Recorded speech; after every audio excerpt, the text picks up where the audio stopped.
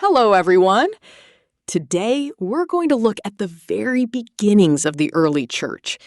We're calling this the architecture of the early church because we're going to examine the blueprint of how it all started. We'll be diving into Acts chapter 1, verses 12 through 14, and looking closely at the geography, the demographics, and the posture of those first believers. Let's begin by reading and reflecting the 3 verses. The foundational text of the upper room. Then they returned to Jerusalem from the mountain called Olivet, which is near Jerusalem, a Sabbath day's journey away.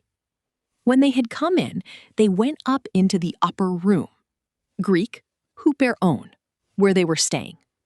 That is, Peter, John, James, Andrew, Philip, Thomas, Bartholomew, Matthew, James the son of Alphaeus, Simon the Zealot, and Judas the son of James. All these with one accord continued steadfastly in prayer. Greek, proskarterontes, homothumadon te prosuke, devoting themselves with one mind to prayer and supplication, along with the women and Mary the mother of Jesus, and with his brothers. Acts chapter 1, verses 12 through 14. These verses tell us that after Jesus ascended, the disciples returned to Jerusalem from the Mount of Olives, which Luke notes is a Sabbath day's journey away. They went into the upper room where they were staying. We see the names of the 11 remaining apostles, and it says they devoted themselves with one accord to prayer, along with the women, Mary the mother of Jesus, and his brothers. We're going to unpack all of these details.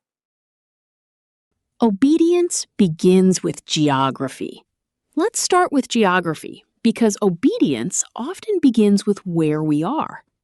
The origin point here is the Mount of Olives. It's a 2,600-foot ridge where moist air from the Mediterranean creates the perfect climate for olive groves. This is where the ascension took place, likely near Bethany on the eastern slope. Jesus had commanded them not to depart from Jerusalem, but to wait.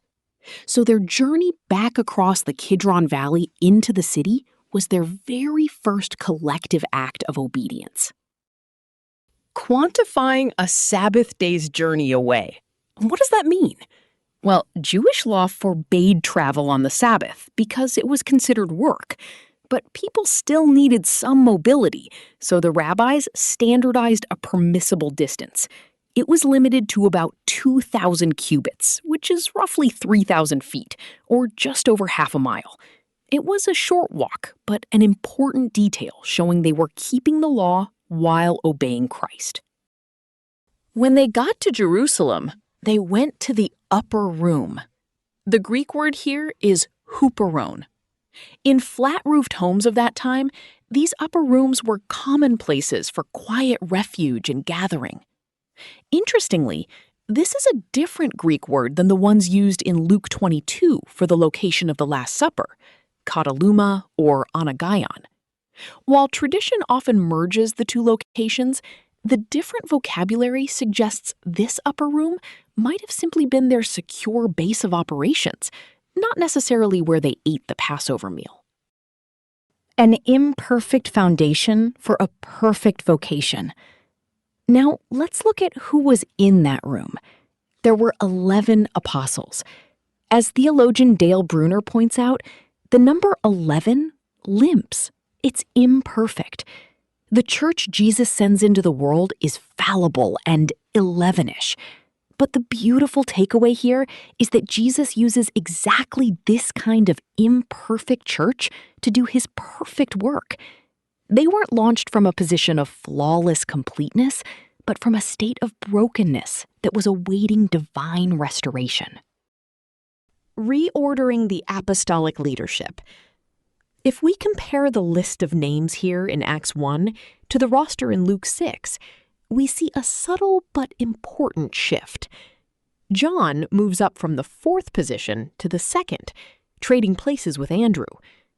This explicitly groups Peter, James, and John together at the top.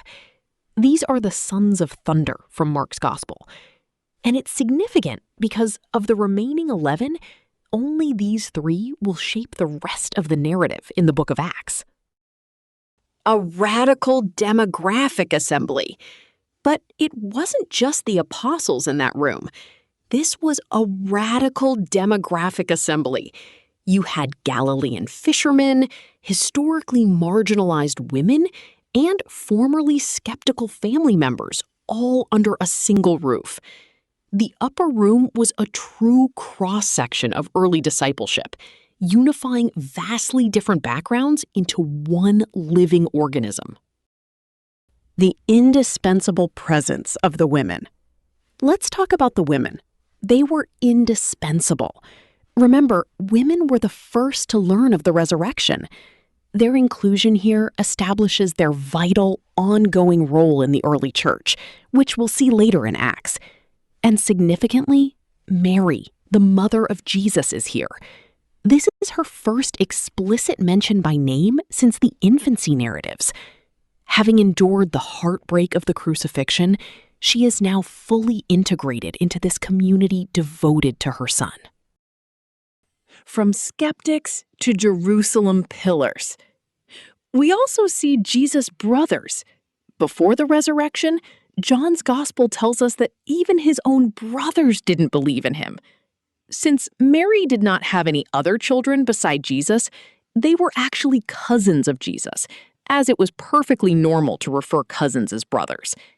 They were skeptics, but now they have joined the band of believers. This transformation is profound. James will actually go on to become the central leader in the Jerusalem church, and the other cousins will continue in lifelong discipleship. So, what were they doing in that room? The Greek phrase is proskarteruntes homothumadon te prosoke. Proskarteruntes means they continued steadfastly. It implies relentless, active endurance, not just sitting around passively. Homothumadon means with one accord or with one mind, and te prosoke means to prayer. Their unity didn't come from having identical personalities, it came from a shared devotion to Christ. It wasn't just that they prayed, it was how they prayed. At this point, the believers were essentially powerless. They hadn't yet received the Holy Spirit, so they lacked the power to execute the Great Commission.